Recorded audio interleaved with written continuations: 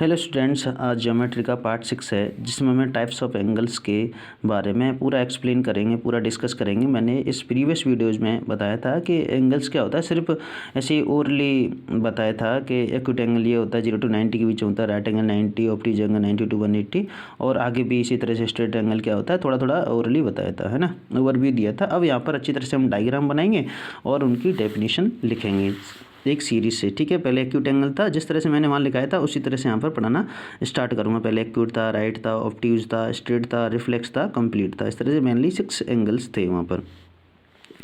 अब देखते हैं, देखो हम इसका पहले डायग्राम बनाएं क्योंकि ज्योमेट्री तभी इजी होती है, पहले हम उसका डायग्राम पता होना चाहिए। अकॉर्डिंग टू डायग्राम हम उसकी डेफिनेशन आराम से लिख दें, हमें कुछ भी ऐसे लर्न करने की ज़रूरत नहीं पड़ती। तो जैसे हम इसका डायग्राम किस हिसाब से देखें, 90 के हिसाब से, तो 90 का ये है राइट एंगल। तो 90 से अगर कम होगा, 0 to 90 होता है ना, 0 to 90 के बीच में, अगर 90 से कम होगा तो इधर डायग्राम बनेगा, 90 से ज़्यादा होगा तो इधर डायग्राम बनेगा।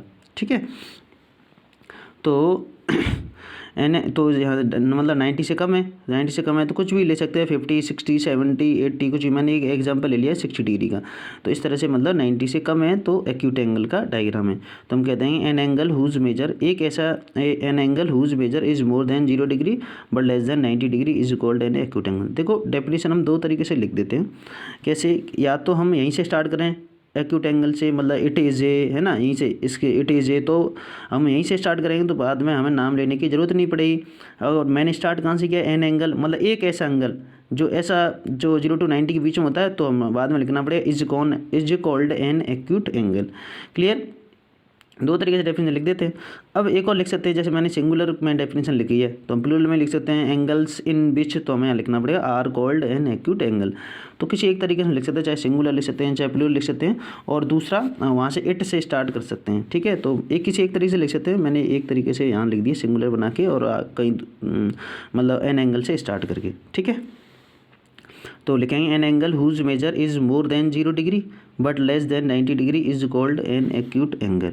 एक ऐसा एंगल जो 0 to 90 के बीच में होता है उसको हम क्या कहते हैं, एक्यूट एंगल कहते हैं। जैसे example 15 degree, 28 degree, 65 degree, 96 degree etcetera. ठीक है, अब बात करते हैं राइट एंगल। ठीक है, तो राइट एंगल मतलब 0 to 90 पर आ गए। अब मैंने बताया था 90 पर क्या लेंगे, स्टॉप लेंगे, है ना, तो 90 पर स्टॉप लेंगे, तो 90 का ये डायग्राम है।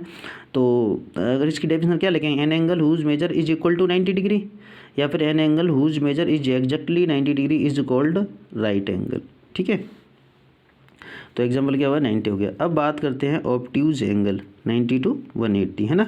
तो वही डेफिनेशन, एन एंगल एक ऐसा एंगल जो 90 से 180 के बीच में होता है उसको ऑब्ट्यूज एंगल कहते हैं। तो an angle whose measure is more than 90 degree but less than 180 degree is called an obtuse angle, है ना। तो इसका डायग्राम क्या हुआ, 90 से ज़्यादा होगा, ये सीधा 90 है, 90 से कम हो गया तो एक्यूट हो गया, 90 से ज़्यादा हो गया तो ऑब्ट्यूज हो गया। मैंने कोई एक एग्जाम्पल है 120 डिग्री, या लिख सकते हो 110 डिग्री या 135 डिग्री, है ना, कुछ भी जो 90 से 180 के बीच में हो, जो किस में आ जाए, ऑब्ट्यूज एंगल में आ जाए।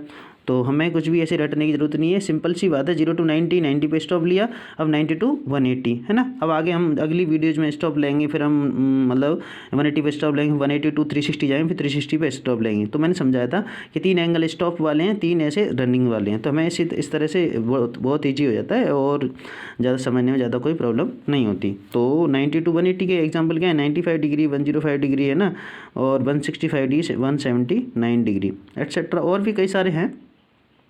सो आई होप आपको बहुत अच्छी तरह समझ आ रहा होगा। So thank you.